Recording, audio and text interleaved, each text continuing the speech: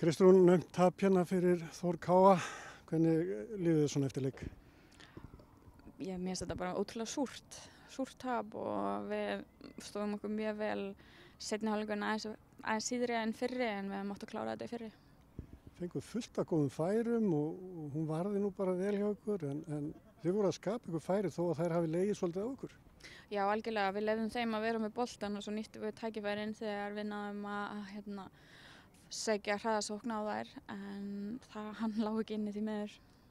Ekki í dag, en þið voru líka svona í þungri pressu á þær hérna í lokin. Já, mér fannst það og ég fengi múna dauða færi þar sem boltinn fór heldur ekki inn. Hann vildi bara ekki inn í dag en þetta er ótrúlega súrt og mikil orka sem fór í innan leik þannig að það er sárt að fá ekki stig. Og það voru allir að leggja sig fram í dag. Já, og það sést bara líka úr síðasta leik og orkan og bara það sem við hlupum í síðasta leik var ótrúlega mikið. Hver og ein var yfir 10 km meðaltalið þannig að það var mjög mikið. Þannig að og ég held að þetta sé ekkert síður í dag þannig að þetta er bara ekki alveg að detta með okkur.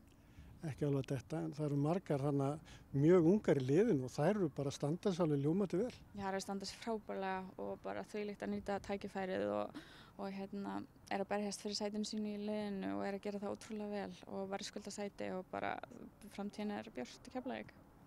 Framtíðin er björt, en því er ekki að neita að staðan er svolítið erfið akkurat núna. Já, hún er erfið en það er ekkert útilokað og við verðum bara að passa að missa ekki hausinn og sækja sigra. Þið sýnið það í síðustu 2 leikjum á móti þessum liðum í efstu sætunum að þið eigið í fullu trefið þar. Algjörlega og mér finnst við að vera ofar á stigatöflunum heldur en þetta. Við erum svona ekki alveg búin að vera finnst mér nógu heppnar en auðvitað skapa maður sína eigin heppni líka.